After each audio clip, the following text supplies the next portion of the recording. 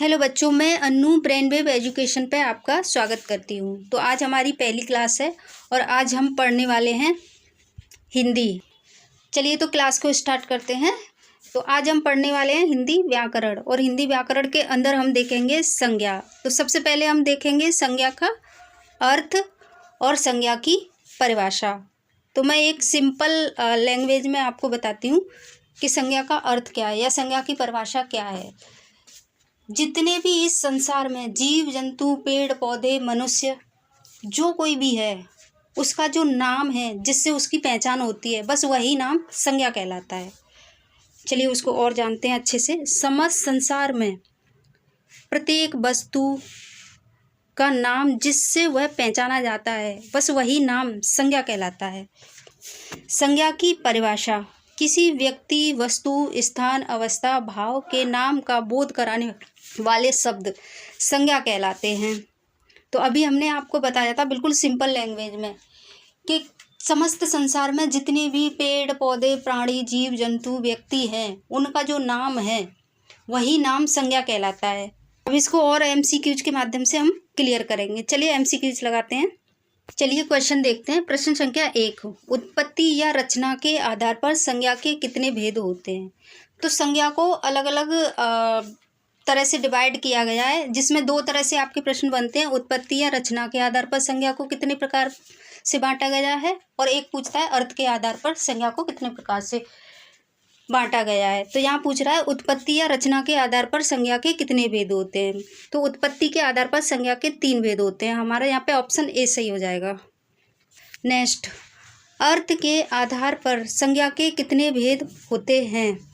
तो अभी हमने आपको बताया था उत्पत्ति या रचना के आधार पर 3 प्रकार के होते हैं और अर्थ के आधार पर संज्ञा के 5 भेद होते हैं। तो हमारा आंसर सी सही हो जाएगा।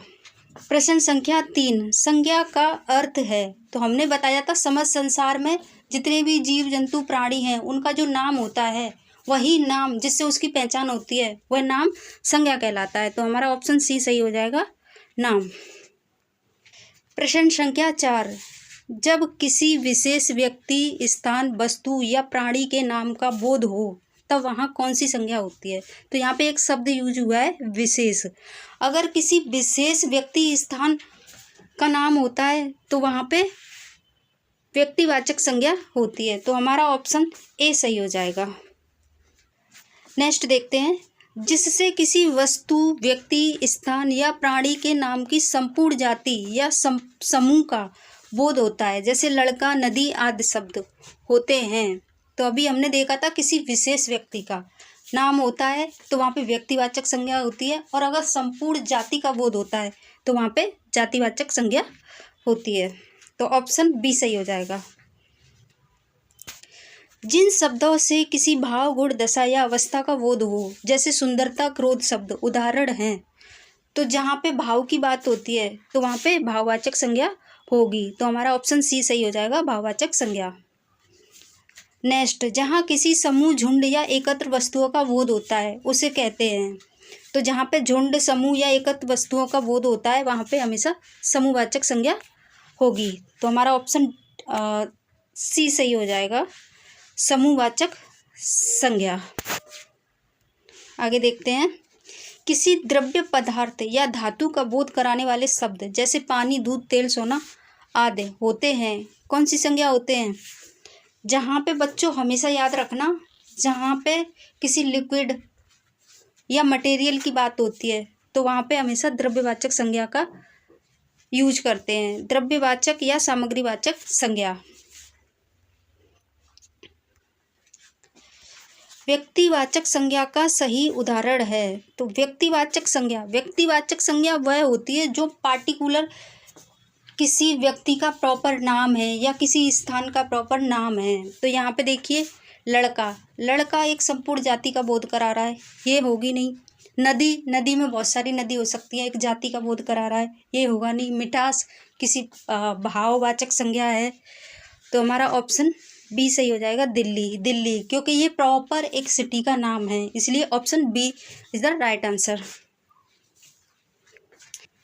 प्रश्न संख्या 10 जातिवाचक संज्ञा का उदाहरण है। तो जातिवाचक संज्ञा कौन सी होती है? जहाँ पे संपूर्ण जाति का बोध होता है।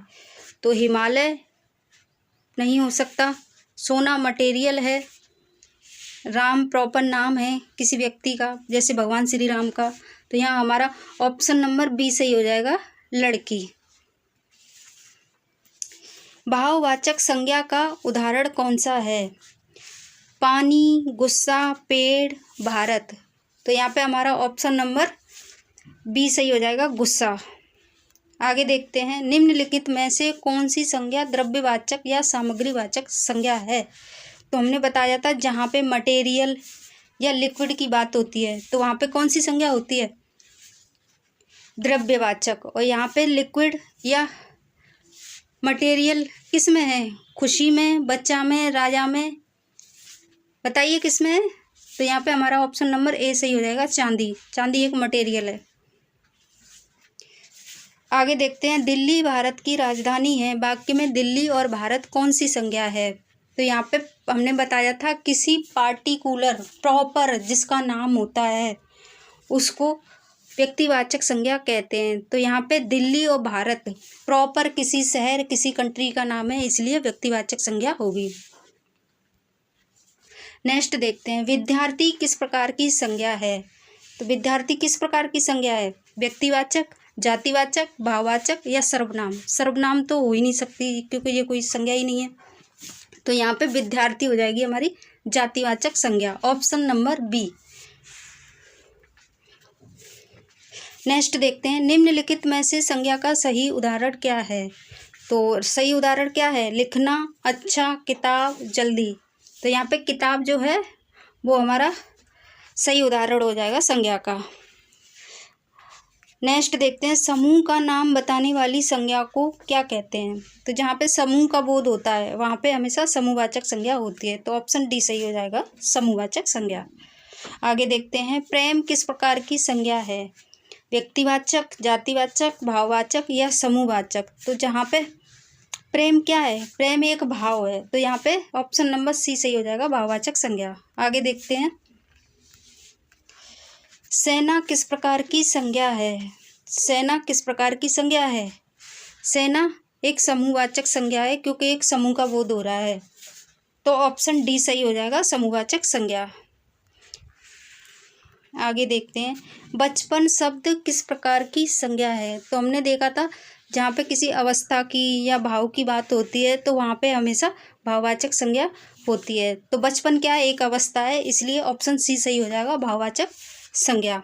आगे देखते हैं, निम्नलिखित में से जातिवाचक संज्ञा का उदाहरण कौन सा है? तो जातिवाचक संज्ञा का उदाहरण कौन सा है? जातिवाचक संज्ञा वो होती है, हमने बताया था जहाँ संपूर्ण जाति का बोध होता है। तो हिमालय, हिमालय तो एक पार्टिकुलर प्रॉपर नाम है किसी पर्वत का, तो हिमालय हो नहीं सकता।